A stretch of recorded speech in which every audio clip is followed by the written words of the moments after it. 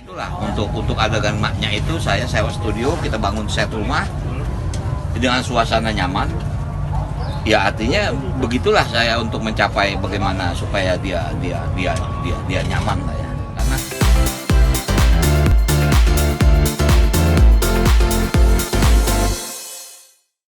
kamu keterlaluan, Sar. Masa udah 2 tahun pulang ke Jakarta nggak kasih kabar? Tapi lu harus waspada, Nat. Dia pasti berusaha biar si Sarah balikan lagi sama si Dul. Apa ini maksudnya? lalu beliau bertanya kapan si Dul mau dilanjutkan lagi. Dan selalu dia ucapkan mumpungnya masih ada. Hampir semua dia ngomong sama Modi, sama Lia, semua lah. Akhirnya bilang si Dul suruh bikin lagi, mumpungnya masih ada. Walaupun ya kita baru aja terakhir bikin si Dul series.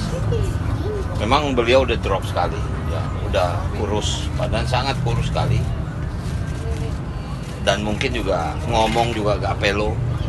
Ya umur 84 tahun nggak bisa saya tuntut, tapi saya nggak bisa menggantikan dia gitu loh. Saya nggak bisa cari pemain lain untuk menggantikan ibunya si Dul karena dia masih ada. Setiap adegannya itu hanya ada di kamar kan. Jadi untuk adegan kamar itu terpaksa saya bangun set. Saya sewa studio. Studio itu saya sewa nggak jauh dari rumah. Ya kira-kira kalau naik mobil 45 menit lah. Dia kan di Ciledug. Sementara studio yang kita sewa di Tangsel. Sementara lokasi syuting itu saya bangun lagi di daerah Parung. Jadi nggak mungkin. Nah itu untuk adegan maknya itu saya sewa studio, kita bangun set rumah dengan suasana nyaman. Ya artinya begitulah saya untuk mencapai bagaimana supaya dia nyaman lah ya. Karena ya Nyak ini udah ragu untuk bicara sebetulnya. Karena dia yakin pelo. Tapi saya bilang Nyak enggak, saya mau memang Nyak harus bicara secara pelo, jangan ini. Artinya saya mencoba menyemangati dia gitu. Itulah cara satu saya pendekatan psikologis kepada beliau bahwa dia syuting harus nyaman, tidak panas segala macam supaya enak lah dia ini. Dan yang luar biasa beliau ini masih mau reading, itu yang luar biasa.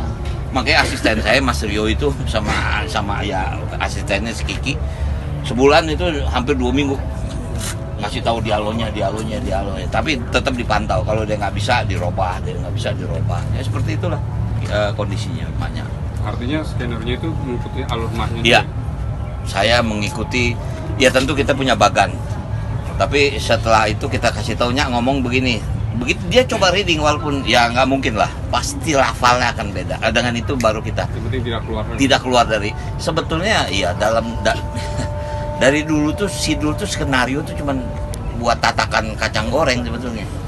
Semua improvisasi. Ya bayangin saya pernah ngederek 3 orang buta huruf. Engkong buta huruf, Nyak Rodiah buta huruf, Pak Bendot buta huruf. Bayangin. Tapi kalau dia gua ngomong apa ini Dul? Ngomong jadinya luar biasa. Itu yang membuat hidup sebetulnya ya si Dul itu gitu. Tapi banyak semangatnya masih kelihatan ya. Luar biasa, sangat luar biasa. Saya ya ada beberapa ya nantilah kalau memang diperlukan ada beberapa taping saya bagaimana dia reading segala macam ada, tapi saya nggak mau, udah nanti aja lah itu buat kenangan saya aja lah pribadi lah. Kalau nggak nanti terasa seakan-akan mengekspos gitu loh. Ya jujur itu yang membuat beliau ya dalam tanda kutip usianya panjang karena beliau berharap si Dul akan dilanjutin lagi.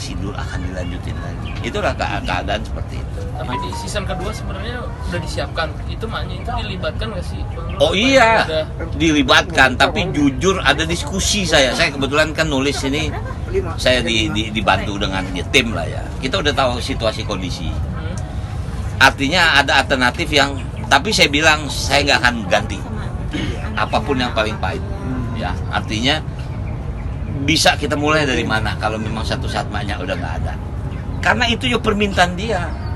Dul, lo bikin sekarang mumpung gue masih ada. Ntar kalau memang Nyak udah nggak ada, lo ceritain. Ini yang buat saya bilang aduh, iya Nyak. Begitulah. Beliau bahagia.